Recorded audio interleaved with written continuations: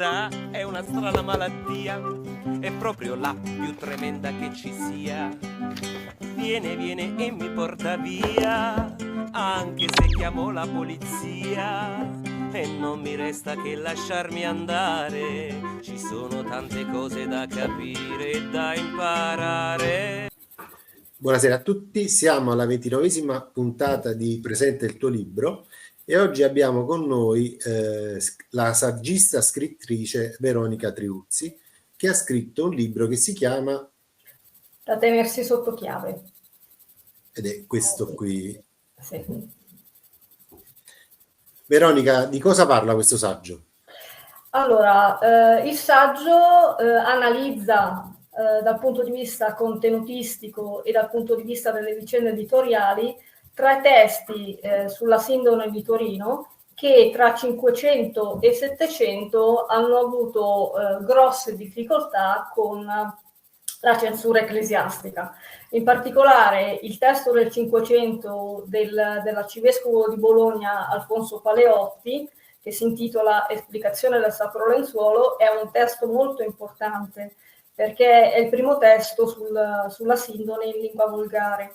Ma la prima edizione viene sottoposta appunto a revisione, a censura, vengono stralciati diversi brani del testo e la versione curata viene ripubblicata in seconda edizione l'anno successivo, nel 1599, ed è quella che è universalmente nota. La prima edizione viene praticamente fatta sparire e quella che diventa famosissima è la versione epurata. Poi abbiamo altri due testi che questa volta non sono mai stati pubblicati, sono rimasti manoscritti e che io diciamo ho, posso dire, riportato in auge perché non c'erano diciamo così, notizie particolari su questi testi. Sono il primo del 1714 del canonico di Giaveno, un paese vicino a Torino, Pier Giacinto Galizia, che scrive il testo della Santissima Sindone, che pur non presentando novità particolari per quanto riguarda le informazioni che inserisce, perché in realtà, e lo dice lui stesso, è un sunto di quello che si sapeva fino ad allora, e riceve due placet da parte del Santo Uffizio sia nel 1714, anno della stesura, sia nel 1715, ma poi sparisce improvvisamente dalla circolazione, nessuno ne parla, neanche l'autore, e riappare nel 1750 per un breve periodo nella biblioteca dei Cappuccini del Monte di Torino, un convento in cui viene presumibilmente apposto la dicitura sulle prime carte del testo da tenersi sotto chiave, da cui ho tratto il titolo del mio saggio. Poi arriviamo al 1722, quando Vittorio Amedeo II di Savoia chiede allo storico e anche lui canonico Giuseppe Pasini di redigere una storia della Sindone. Il canonico la scrive, viene inviata a due vescovi, uno di Alessandria e uno di Ginevra, per il nulla osta, e c'è uno scambio diciamo epistolare tra il segretario del duca di Savoia e questi due vescovi, in cui i vescovi esprimono i loro dubbi e se prima consigliano di stralciare determinate parti perché non avevano delle pezze d'appoggio solide dal punto di vista storico, poi consigliano la non pubblicazione e quindi il testo non viene pubblicato, anche se il testo che adesso abbiamo e che è conservato nella Biblioteca Reale di Torino, come in realtà anche il testo del Galizia, è la versione riveduta dall'autore secondo i suggerimenti che venivano dati in un primo tempo, quindi lo stralcio di determinate teorie, dove però l'autore dice in sostanza: io ho fatto le migliorie che mi avete chiesto, sta a voi poi vedere se volete pubblicarlo o meno. E il testo invece sparisce, non viene pubblicato, anche se, diciamo, questo invece è annoverato nella produzione dell'autore e si conosce, però rimane comunque manoscritto da allora e è conservato appunto nella Biblioteca Reale di Torino. Io ho voluto riunire questi 3 testi appunto accomunati dal fil rouge del fatto della censura e per alcuni della mancata pubblicazione, tentando anche di analizzare il contenuto e valutare quali informazioni si conoscevano allora sulla sindrome di Torino, quali sono le conoscenze di adesso e quali siano ancora valide oggi rispetto alle affermazioni che facevano gli autori di allora e quali invece siano da considerare superate o comunque errate. Senti, da cosa nasce questa tua passione per questo tipo di ricerca? Allora, la mia passione nasce molti anni fa, 25 anni fa ormai. Si discuteva in casa, in particolare con mio nonno, di varie cose, storia, scienza, astronomia, un po' di tutto. E un giorno mi ha parlato di questo lenzuolo con sopra questa immagine e mi sono incuriosita. Tra l'altro quell'anno c'era proprio l'ostensione a Torino, quindi ci sono andata, l'ho vista e ho cominciato a leggere libri e da lì non mi sono più fermata, sono rimasta affascinata, ho continuato a comprare libri, sono entrata in contatto con degli esperti, anzi sono anche in contatto appunto da 25 anni con la massima esperta italiana, la professoressa Marinelli, con cui collaboro anche per poco che posso a mantenere il suo gruppo Facebook, Amici della Sindone, e poi insomma mi sono documentata per tutto quello che potevo. Sono stata, diciamo così, dietro le quinte come una semplice spettatrice fino al 2023 appunto, quando ho deciso di pubblicare la mia tesi di laurea magistrale, ovviamente sistemata e riveduta e resa più, diciamo così, più fruibile al pubblico con magari un linguaggio un po' più semplice appunto per pubblicarla e tentare di incuriosire chi volesse approcciarsi all'argomento. Ecco. Senti, senza spoilerare troppo il libro, come mai certe cose poi vanno tenute sotto chiave? Allora, per quanto riguarda il testo del 1598, c'è una, diciamo così, sia nell'autobiografia dell'autore, l'arcivescovo Paleotti, che per quanto riguarda le vicende e i personaggi che lo attorniavano, c'è abbastanza chiarezza nella motivazione per cui il testo è stato epurato, che non è tanto per il contenuto, adesso non voglio dire troppo, ma è più per il contesto in cui questo contenuto viene prodotto.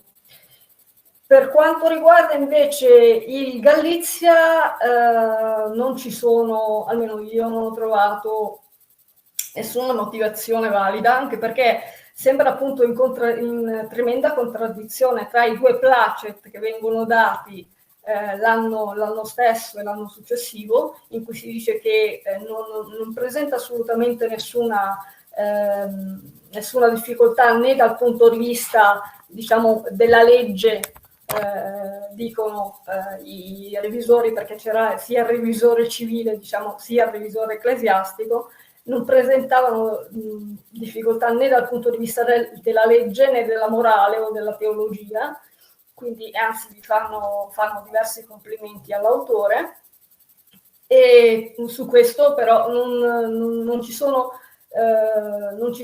informazioni sul perché poi sparisce completamente, e anzi appunto viene apposta la dicitura da tenersi sotto chiave. Il testo invece del Pasini, diciamo che appunto, come dicono le lettere di questi due vescovi, si spingeva un po' in là per quanto riguarda le teorie storiche, soprattutto per quanto riguarda il periodo precedente al 1353, perché la Sindone appare in Europa, precisamente a Liry, un paesino della Francia, nel 1353 in mano a Geoffroy de Charny, un cavaliere crociato. Da lì il percorso storico della Sindone è assolutamente documentatissimo. Per i secoli precedenti non si hanno testi documentati, anche se ci sono ipotesi, e evidentemente i vescovi che hanno avuto in mano il testo ritenevano che le ipotesi fatte dal Pasini fossero poco documentate, anche poco credibili. In effetti, senza dire troppo, una delle ipotesi che fa è praticamente inverosimile, quindi probabilmente viene fatto per precauzione, come dicono negli stessi libri, nelle stesse lettere, viene dato lo stop alla pubblicazione, che poi non ha più seguito. Nel secondo caso potrebbe esserci una censura alla figura dell'autore? Allora, per quanto riguarda l'autore, io da quanto ho potuto scoprire era considerato un santuomo. Era un autore prolificissimo, nel senso che ha scritto tantissimo per quanto riguarda sia la storia della Chiesa, le vicende del Piemonte. Era stimatissimo, addirittura quando nei primi del Settecento lui viene mandato a fare da confessore al monastero delle Visitandine a Torino, della Visitazione.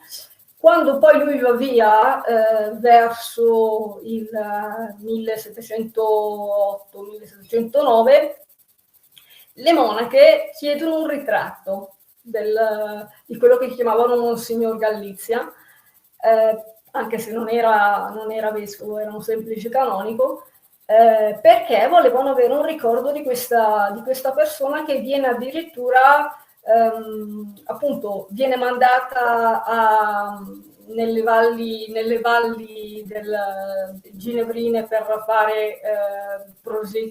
fare diciamo catechizzare quelle valli e coadiuvare i preti di lì. Addirittura il monastero c'è una nota in cui si racconta che il Galizia faceva, durante l'assedio di Torino del 1706, faceva la ronda intorno al monastero per proteggere per proteggere il monastero delle monache. Quindi era praticamente, per quanto so, non dovrebbe essere un problema personale di Galizia. Forse, chissà, forse in periodo illuministico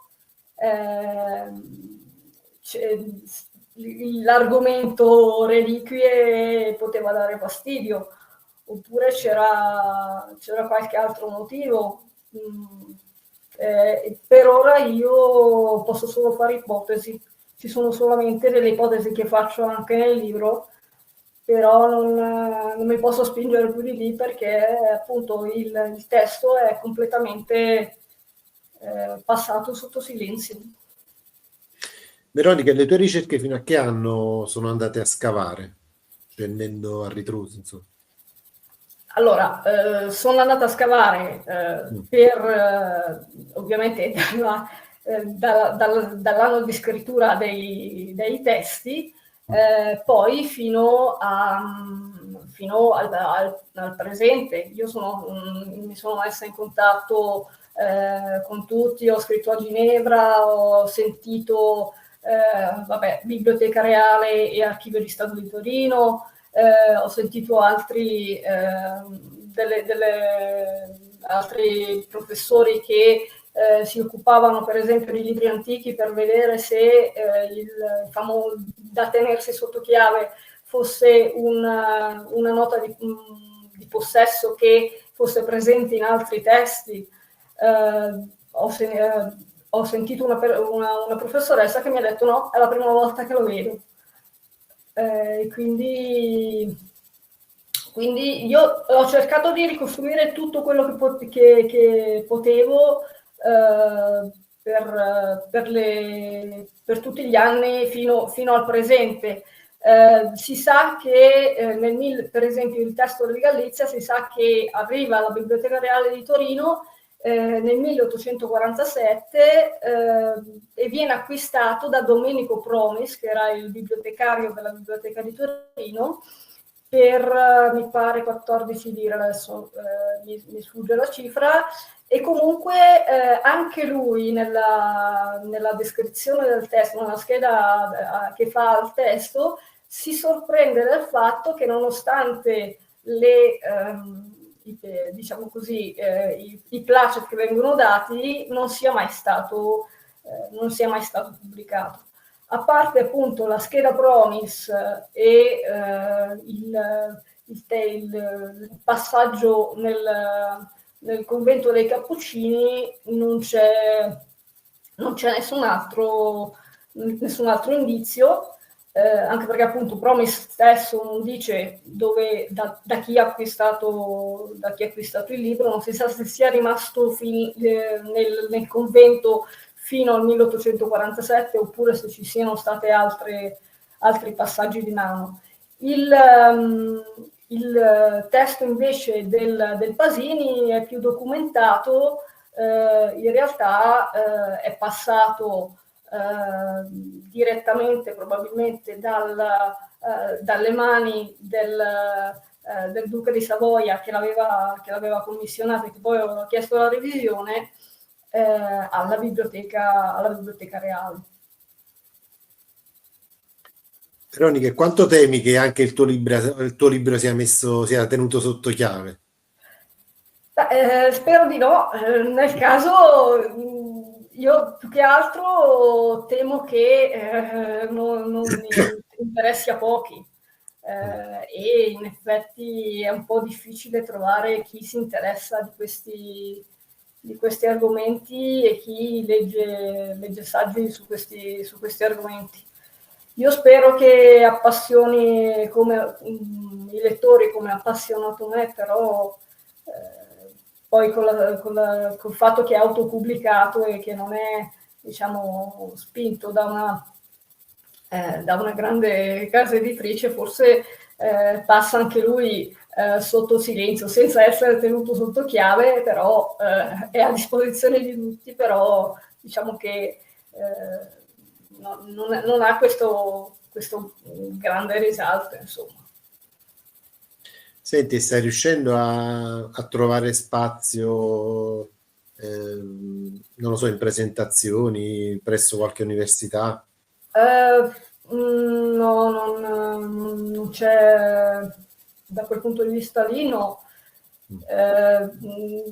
Ho fatto, più che altro mi muovo sui social, perché quello è, diciamo, l'ambiente in cui magari è più facile trovare spazio, anche perché per un emergente al primo libro autopubblicato e praticamente sconosciuto è complicato. Adesso ho provato a mandare il libro a un premio letterario, vediamo se succederà qualcosa. Ho capito. Senti, invece perché questa società ha la tendenza a tenere le cose sotto chiave in generale? Allora, io credo che determinate cose diano fastidio alla narrativa dominante, perché c'è una narrativa dominante che una determinata società, senza voler spoilerare, vuole che sia pubblica, e tutto quello che va fuori da questa narrativa si tende a metterlo, insomma, sotto il tappeto. E quindi determinate cose non vengono fuori, o se vengono fuori vengono tacciate come complottismo, oppure... E poi c'è il complottismo vero, nel senso che ci sono cose che vengono, che sono assurde, però ci sono anche cose che sembrano assurde, però in realtà sono vere. E quindi purtroppo per bucare il mainstream, come si dice, ci vuole parecchio, e ci vuole anche coraggio a non andare con l'onda e andare a scavare veramente oltre quello che viene detto. Infatti. Bucare secondo me è impossibile, perché se uno porta però un pensiero alternativo, falle poi diventano, se fai piccole falle nella diga, poi prima o poi la diga viene giù. Senti, relativamente alla copertina, come hai agito? Allora, mi sono fatta aiutare dal grafico di You Can Print, e l'idea è mia, nel senso che avevo in mente di mettere un libro con lucchetto e sullo sfondo il volto sindonico, ovviamente per il richiamo all'argomento dei 3 testi, e credo di essere riuscita, con l'aiuto del grafico Davide Endino, a fare una copertina d'impatto. La mia idea era quella di fare una copertina che colpisse l'osservatore. Spero di esserci riuscita. A me piace, se posso dirlo, No, è molto bella, è un risultato che a me piace. No, bella. Anche il colore, questo blu, è molto bello. Senti, noi sul canale pensiamo che, vabbè, per i saggisti è un po' diverso il discorso, perché comunque cioè, il lavoro del saggio viene scelto, insomma, da persone che amano quell'argomento, no? Quindi penso che, come tu, trovandoti avanti un libro che parla degli argomenti che ti appassionano, li scegli. Questo vale, no, relativamente a tutti noi che scriviamo, no? Da un lato è anche più semplice, insomma, secondo me, far girare saggi, al contrario di come la pensi tu, no? Perché comunque io creo un tema specifico, se c'è una fetta di persone che è interessata a quel tema, poi si vanno a vedere l'argomento, no? E quindi un romanzo, invece, secondo me, io penso che libri come il tuo in Italia ce ne siano pochi, quindi se esistono 1000 persone, esisteranno sicuramente, interessate all'argomento, insomma, sono 1000 persone che si dirigono tutte verso il tuo libro.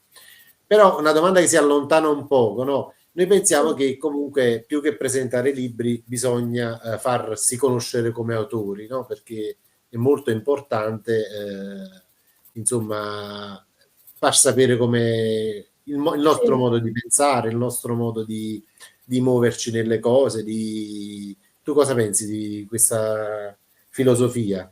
Sì, è anche importante farsi conoscere per le proprie idee, per il proprio modo di pensare, per il proprio background anche. Soprattutto per un saggista, per uno che ha scritto saggi, non mi voglio definire saggista essendo saggi, è importante far capire anche che non li ha scritti così d'amblè, ma ci sono ricerche dietro, c'è interesse, ci sono lunghi anni di studio e di approfondimento, ecco. E poi anche, se si vuole, anche dal punto di vista personale, ovviamente bisogna anche presentarsi in maniera sincera, senza diventare, insomma, quello che quello che non si è, e tentare di presentare quello che invece appunto si è e si ha dentro, anche se insomma, anche se attraverso magari parlando di un romanzo i sentimenti o comunque l'interiorità forse viene più fuori, però anche parlare di un saggio, comunque trasmettere la passione che ci si mette dietro, secondo me è ovviamente importante. E invece questo viaggio sui social, nei gruppi di scrittori, insomma, no?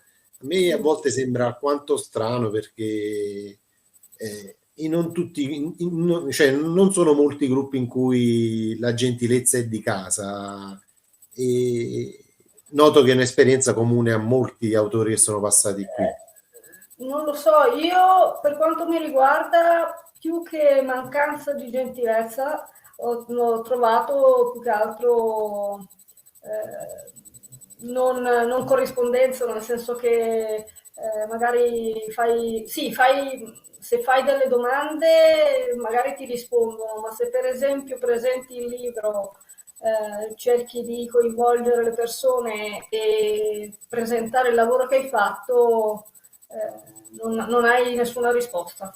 Cioè, post magari con un testo approfondito, eccetera, eccetera, neanche un like, o sarà magari l'argomento un po' di nicchia, però trovo che i gruppi di scrittori girino sempre per quanto riguarda determinati libri. I libri famosi, ci si scambia opinioni sui libri famosi o libri che girano in quel momento. Per quanto riguarda gli autori emergenti o gli autori sconosciuti è un po' difficile, anche quando ci si presenta con tutte le possibili cautele e tutte le possibili gentilezze, è un po' difficile colpire anche lì, cioè si passa più che altro inosservati, ecco. Almeno per quanto riguarda la mia esperienza è così. Poi... Oppure se vai un po' controcorrente, ma che titoli hai per dire questa cosa, no? Cioè, no, questo finora a me non è mai capitato, anche perché sarei capace di rispondere. Più che altro il problema, secondo me, nel mio caso, è che parlando di una reliquia, cioè di testi su una reliquia, si va automaticamente a pensare dal punto di vista religioso, cosa che io non ho volutamente escluso dal mio testo, perché l'ho trattato essenzialmente e solamente dal punto di vista storico, letterario, contenutistico ovviamente, perché ho analizzato i contenuti, ma non ho analizzato la questione religiosa dell'autenticità o della non autenticità del telo. L'ho fatto in maniera asettica, perché volevo proprio che non ci fossero pregiudizi dal punto di vista religioso, e forse nel mio caso questa cosa è un po' difficile da far passare, perché si fa sempre l'assioma sindone uguale cattolico, uguale credulone, uguale una cosa che non vale la pena di essere trattata perché tanto non è importante, eccetera, eccetera. Invece c'è la possibilità di trattare quello che è un reperto archeologico, perché bene o male la Sindone è un reperto archeologico che c'è, e quindi si può essere trattato come un reperto archeologico, senza nessuna implicazione dal punto di vista religioso.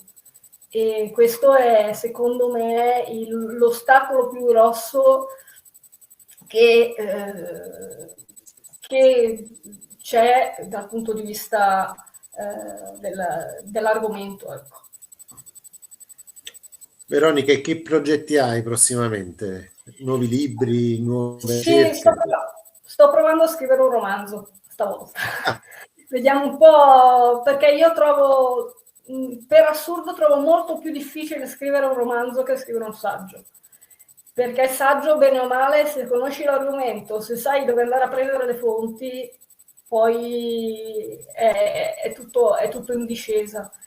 Il romanzo invece devi inventarti una storia, se poi fai un romanzo storico come sto tentando di fare io, il lavoro è ancora più grosso.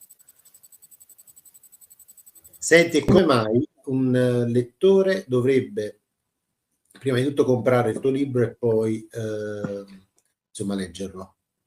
Allora, un appassionato della materia, innanzitutto è un testo che non è mai stato fatto, nel senso che è un confronto, e soprattutto parlare dei libri censurati sulla Sindone è una cosa che non è mai stata fatta, quindi può essere un tema che chi è appassionato, chi si interessa di misteri letterari, chi si interessa di misteri storici, ma anche chi si interessa di Sindone, può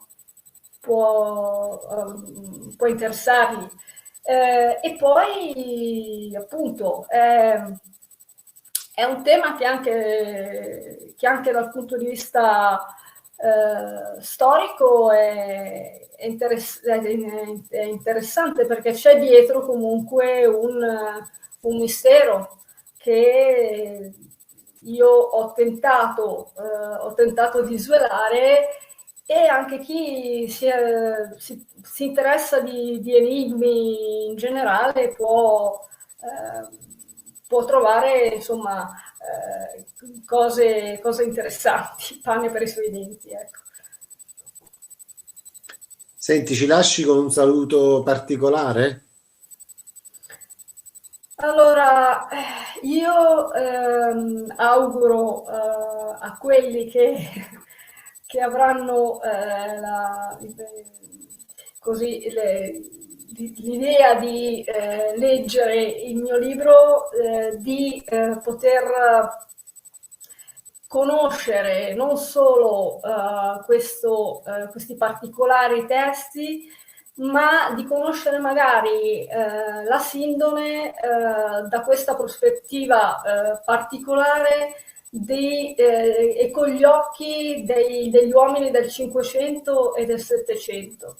Anche chi non ha mai approfondito l'argomento Sindone potrebbe trovare un percorso interessante per poter cominciare proprio da chi nei secoli passati la vedeva con l'analisi solamente ad occhio nudo, senza tutti gli strumenti scientifici, e ripercorrendo tutte le conoscenze e tutti i progressi nella conoscenza che si sono fatti appunto durante tutti questi secoli. Io auguro che ci sia che chi possa capitare sul mio libro possa poi avere questa passione per l'argomento e andare poi ad approfondire magari. Veronica, sei stata carinissima e Grazie mille. ho avuto modo di incontrarti sui social come persona estremamente gentile, quindi mi hai colpito e mi ha fatto piacere averti qui. Grazie mille di avermi ospitato. È stato un piacere veramente. Un saluto a tutti coloro che ci hanno ascoltato. Tu trattieniti un secondo che ci salutiamo in retroscena, ok? Certo. Ciao a tutti.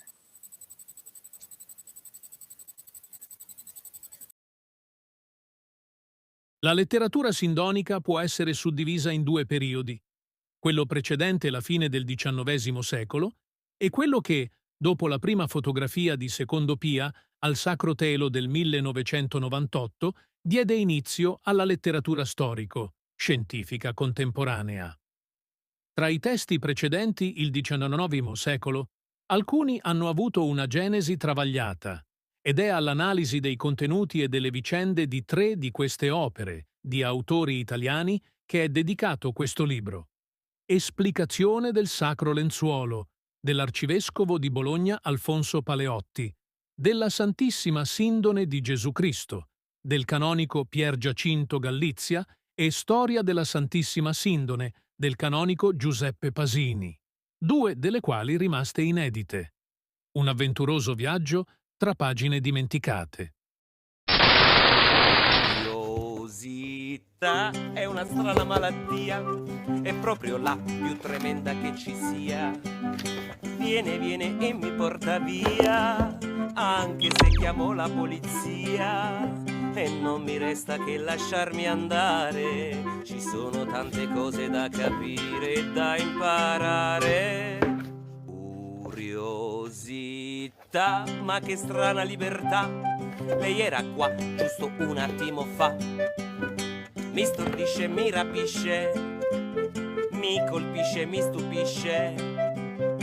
Non vuole mai essere banale, appartiene al mio istinto primordiale.